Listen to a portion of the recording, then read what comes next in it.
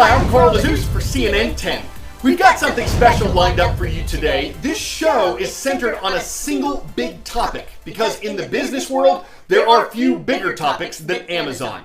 In 1995, the company had launched as a retail website that sold books and not much else. From there, well, it's grown a bit. Amazon sells most of the stuff you can buy at a mall, at a grocery store, and at a lot of other types of stores too.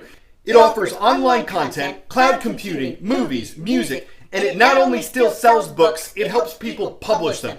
Today, Amazon is one of the top 5 most valuable companies on the planet. It's worth more than $1.5 trillion, and it grew that big in a relatively short amount of time.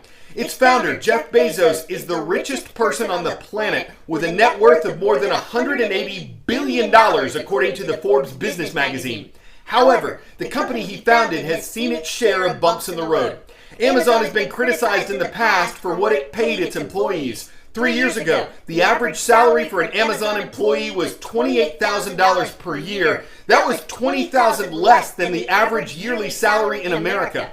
Amazon has raised its minimum wage to $15 an hour for all employees since then.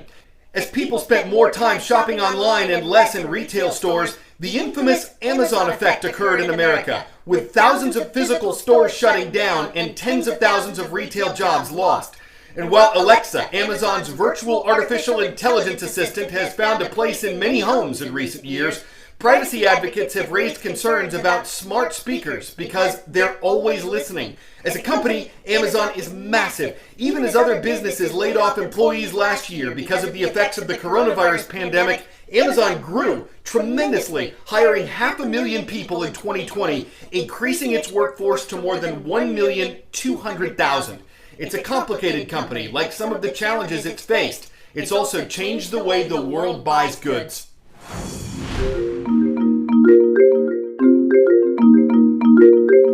Welcome. Swipe in here. Amazon Go is the ultimate grab-and-go shopping experience. Literally grab it off the shelves and go. You use the app to enter the store. Once you're in, you can put the phone away. And you shop the rest of the store just like you would any other store, with one key difference. When you're done, you can just walk out. Nothing is simple about the technology behind this cashierless store. The Amazon Go market uses artificial intelligence to monitor what you've reached for on the shelf and to make sure you're charged for what you walked out with, and nothing else. What we had to do unique in this use case was build the sensors, the cameras, All these cameras and sensors. the cameras in the ceiling. We had to build the specific machine learning algorithms. The problem that we have to solve in Amazon Go is who took what.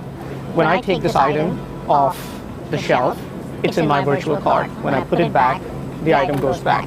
It's an easy problem to solve when you have a single person in the store, but when there's multiple people, a lot of products, if you look around, look very similar to each other. Right.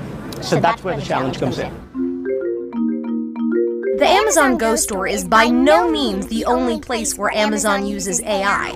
We've got hundreds of teams working on artificial intelligence programs across Amazon. Artificial intelligence, like machine learning, powers the simplicity that we always want to offer to our customers. Whether it's fulfilling orders or delivering packages, those teams are working constantly to improve the customer's experience. Inside Amazon's warehouses, AI is hard at work. These are Amazon Robotics drive units. Once a customer actually purchases an item, either on their mobile app or on their computer or laptop, the system identifies the pod where the item is actually located in a field, and the bot maps out the most efficient way through using machine learning to get that pod, which has that item that customer purchased, to the associate. So there's some people out there that will hear robots, machine learning, AI, and think jobs, they're going to be gone. What we've actually determined when we've actually deployed our solutions in our fulfillment networks is that we actually are relying a lot more on our associates. We've increased their efficiency, and it really gives them the ability to work on different tasks. And we've actually grown our associate employment across the globe to date. Alexa, order dog biscuits. And of course, 1 minute. the AI tool you're most familiar with Here's what I found. is always learning new tricks. Achieving what Alexa is right now is a super hard challenge. Going from that to the future, I would like Alexa to respond to your mood, your sentiment, your feelings as expressed in your speech. The one key advantage we have is we now have so much more data. So is it a big challenge? Yes. Are we up to that challenge? Heck yes. In the evolution of Alexa, is it still in its infancy? Is it a toddler now, or is she a toddler now? An adolescent, teenager? Certainly hasn't graduated from college. No, AI hasn't graduated from college overall, right? And I think AI as a field is in its infancy. Think of it as an older toddler, who's going to grow up to be an adult that just stuns us with her brilliance, right? Is where we are. Is Amazon a monopoly? Well, it's not really an easy question to answer. First, you have to understand what the core tenet of Jeff Bezos' business philosophy is: patience. Go back to the original letter that Jeff Bezos wrote investors in 1997. He wrote that investors to Amazon shouldn't expect Amazon to operate like most companies, because Amazon wouldn't judge itself by short-term profits, the thing that almost every other company cares about, only the long term. And Bezos and Amazon stayed true to that. Its first few years, Amazon barely made a profit. It invested billions of dollars back into the business, and it just kept growing and growing and growing and growing. And now that patience has paid off with incredible profits over the last few years. We all know on some level what a monopoly is. We played the game. But in the context of antitrust law, it's a specific thing. It's meant to stop a company from forming that can dominate the market in such a way that competition is impossible. Those who do not think Amazon is a monopoly say that because Amazon is offering its customers lower prices, it can't possibly be an antitrust case. Those low prices are a benefit to consumer welfare, and it would be impossible to regulate exactly how low is too low for prices. The lodestar of antitrust enforcement is how are consumers affected? Do consumers pay more? Do they have less choice? Then it's time for the antitrust cops to get on the beat.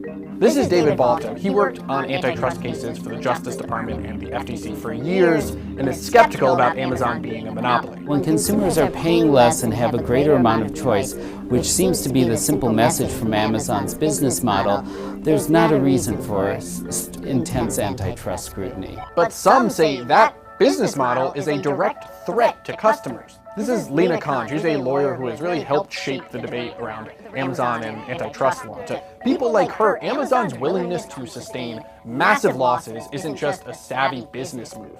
It's an example of predatory pricing.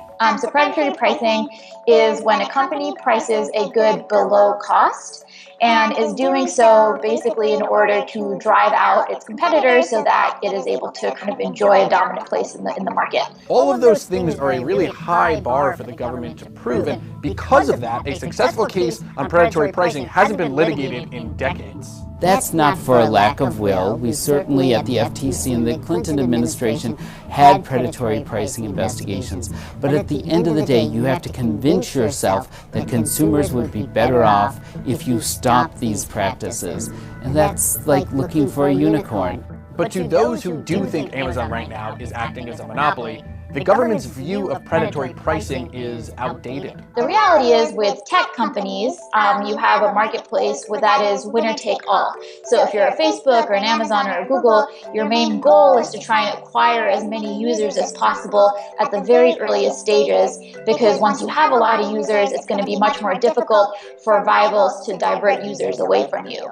And so in that scenario, predatory pricing actually becomes very rational. It's important to note that the question of predatory pricing is really only one of the questions surrounding Amazon. There are also concerns about just how large Amazon has become as a business. So in addition to being an online retailer, it also is a huge content producer, is a book publisher, it has a huge cloud computing service. The fact that Amazon is involved in all these different lines of business positions it to use its dominance in the online space in order to benefit its other lines of businesses. And I think that's something that's really problematic. What we want from a consumer's perspective is for those people who provide services for us to use the bargaining leverage of having all those customers to lower costs as much as possible. And that's fundamentally what Amazon has done.